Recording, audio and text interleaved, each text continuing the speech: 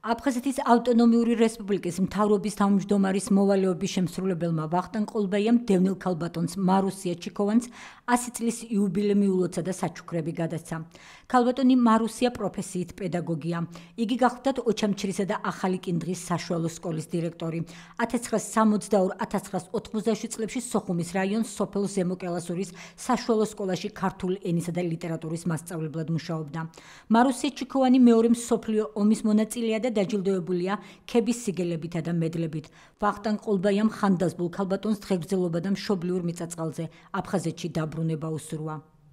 ყოველთვის ვსტრუნავდი მომავალი თაობის კარგად აღზრდისათვის. დიდი მადლობელი ვარ, ძალიან დიდი მადლობელი, რომ ჩემი მუშაობა დააფასეს, გულთან მიიტანეს ყველაფერი. და ეს უდიდეს სიხარულს მანიჭებს მე.